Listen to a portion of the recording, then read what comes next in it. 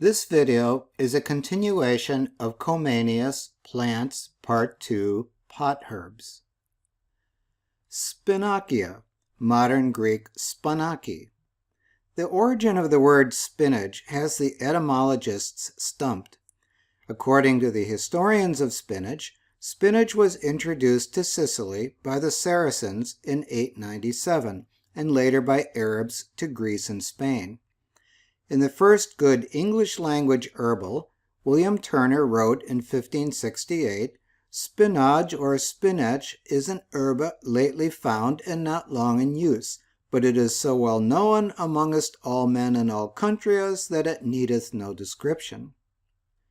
In the next English herbal of consequence, John Gerard wrote in 1597, "It is eaten boiled, but it yieldeth little or no nourishment at all. It is something windy, and easily causeth a desire to vomit. It is used in salades when it is young and tender." Now, why people used it in their salades when it had little nourishment and made you fart and vomit, I don't understand. But in any case, we know that hundreds of years later, its nutritional value was vindicated by Popeye. And indeed, at some point in European history, spinach replaced atriplex, atrapaxius, andrapaxius, orach as the more popular European garden leaf vegetable. But in antiquity, andrapaxius was, as Dioscorides reported, a lakanon gnorimon. Spinach and orach once belonged to the now obsolete Chenopodiaceae family. Based on phylogenetic research, this family has now been absorbed as a subfamily into the Amaranthaceae family, which retains a type genus Chenopodium. Chenopodium is coined from Greek kane, kenos, goose, and podion, diminutive for foot, because of the perceived similarity between the shape of a goose's foot and the shape of a leaf in this family. Here, for example, is the Chenopodium album, or white goosefoot. I'm not an expert in geese feet, so I leave it to you to judge the similarity of geese feet to the leaves of spinach and orach. As for the name amaranthus, see if you can take a crack at its derivation. Try to guess the second part first.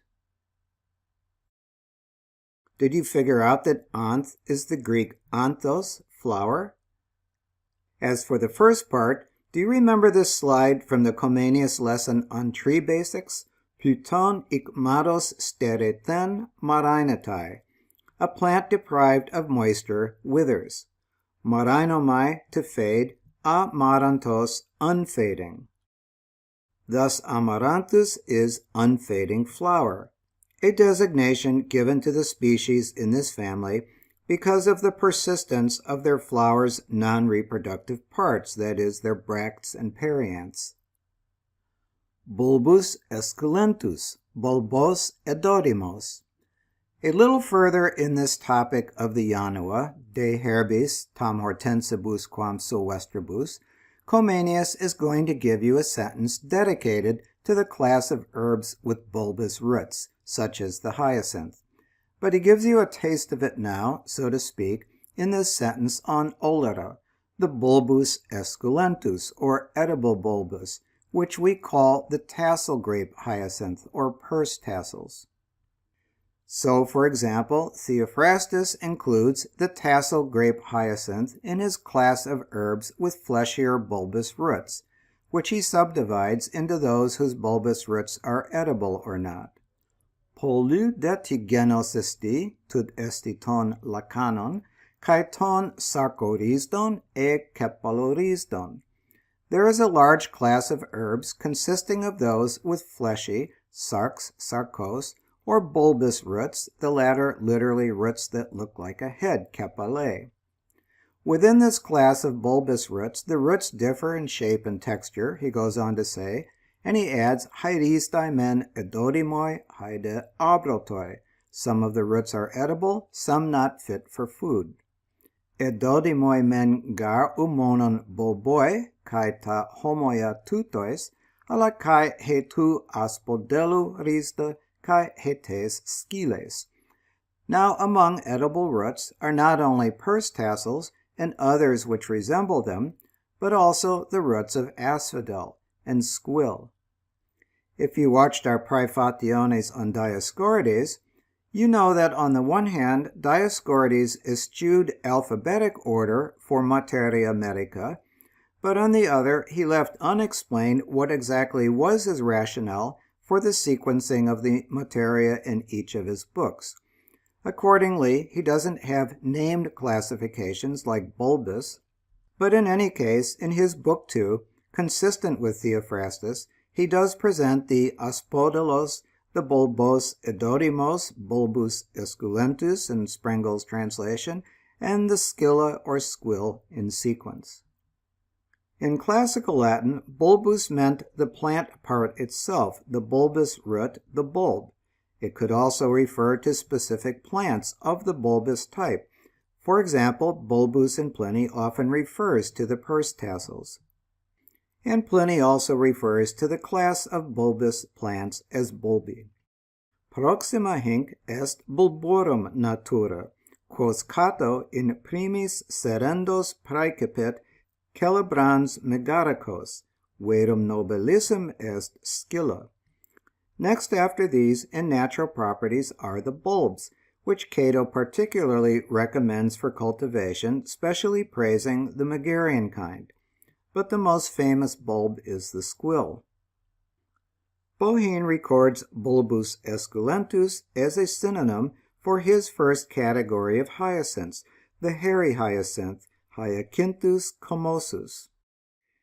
And indeed, in today's taxonomy, the tassel grape hyacinth is the Leopoldia comosa, or Muscari comosum, Leopoldia or Muscari being the grape hyacinth genus within the family Hyacinthaceae, or in an alternative scheme, within the Scilloideae subfamily of the family Asparagaceae. Which brings us to asparagus, asparagos. You're familiar by now with Theophrastus's classification of spinous subshrubs to Agria prugina acanthica. One subclass is acanthae, pure spines, defined and exemplified as follows. Ton acanthicon tamen haplos esin acanthae, hosper asparagos, kai scorpios. Ugar ecusi pulon uden paraten acanthan. Of the spinous subshrubs, some just consist of spines, as asparagus and scorpios, for these have no leaves except their spines. You can see that for yourself easily enough when I blow up this picture of our wild asparagus species, appropriately named Asparagus acutifolius.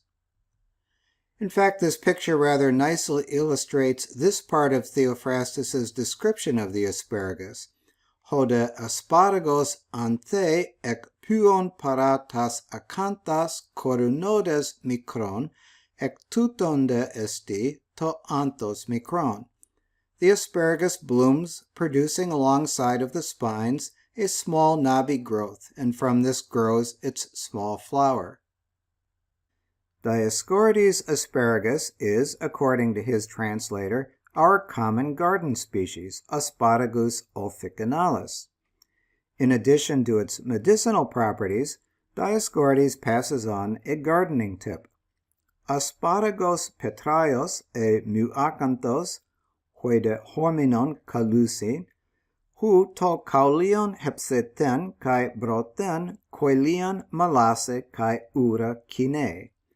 Stone sparage or myacanthos, some call it horminon. When boiled and eaten, its small stem softens the bowel and provokes urination. Enioide historicasin hoti e antis criu kerata syncopsas cat oruxe puetae asparagos. Some have reported that should one bury chopped ram's horns, asparagus shoots up. And Pliny wasn't one to pass up such a tidbit. Nullum gratius asparagis solum, quam ravenatium hortorum indicavimus. That there is no soil asparagus likes better than that of the kitchen gardens at Ravenna, we have already pointed out. Quorudam, hunc enim intelligo silvestrem asparagum, quim Graeci hormenon aut nuacantho vocant alla isque nominibus, invenio nasci et araetis cornibus tunsis atque defosis. Quoruda, for I take this to be a wild asparagus called by the Greeks hormenos or miacanthos, as well as by other names, quoruda, I find it stated, will also come up if pounded ram's horns are dug into the ground. The word asparagus for the Greeks and Romans was associated with a plant's shoot, and sometimes it was employed to mean shoots. For example, Dioscorides says of the white vine or bryony, tautes tut esti ampeluleuces hoi asparagoi kataten protein ekblastesin heptoi estiontai uresin kai koilian kinuntes. The shoots of bryony, when they first come out, are eaten boiled, setting in motion micturition and bowel movement. Compare Pliny speaking of black bryony. Asparagos vitis nigrae, Diocles praetulit veris asparagis in cibo urinae ceendae lienique minuendo. The shoots of black bryony Diocles preferred to real asparagi as a food for promoting urine and reducing the spleen.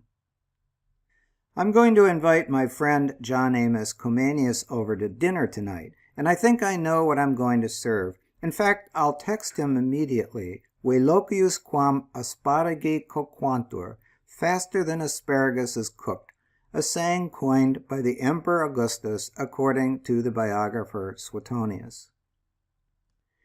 If you watched our Praefationes, you know what monocotyledons are. Comenius's bulbus esculentus and asparagus belong to the contemporary family Asparagaceae, which belongs to the order Asparagales, one of the orders of monocotyledons, not that Comenius knew what a monocot is. Portulaca vel porcilaca, olera vocantur, andrachne lacana caluntae. Porcilaca in Pliny, and that is where our word purslane seems to have come from, although the Renaissance and post-Renaissance botanists apparently preferred the form portulaca. The suffix aca is added to porcul or portul, analogous to the construction of pastanaca. According to Wikipedia, in the United States, purslane is mostly considered a weed. In fact, an Englishman named William Cobbett, in an 1833 book called The English Gardener, described purslane as, quote, a mischievous weed eaten by Frenchmen and pigs when they can get nothing else, end quote. Nevertheless, with its succulent leaves, it is common fresh or cooked in salads, soups, and stews in Europe. And that is all the excuse I need to hop on a plane this very minute, velocius quam asparagi coquantur, and go to Greece for lunch. Phylogenetic systematics has whittled down the Portulaceae family to the single genus Portulaca. Let us reprise this sentence number 126 in the Yanawa. But cavaat lector auditorque. As you must have figured out by now, I have rearranged the plants in this sentence in order to group them by modern taxonomical family, and hopefully in so doing make them more interesting and more capable of memorization. Rapum vel rapa, napus, brassica, nasturtium, raphanus minor, raphanus major vel armorachia, cicer, pastanaca, apium, lactuca, scolomus vel cardaeus altilis fortasse, intubus sativus, spinacia, atriplex, bulbus esculentus, asparagus, portulaca, porcilaca apud Plinium, olera vocantur. Gongulis e gongule, bunias, crambe, erec herapanos, cardamon, rapanis, agria rapanis, ciceron e elopoboscon, daucon e stapulinos, selinon, thridax kai thridacine, scolumos, ceres kai kikorion, modern Greek spanaki, atrapaxus e andrapaxus, bulbos e dodimos, asparagos, andrachne lacana kaluntai,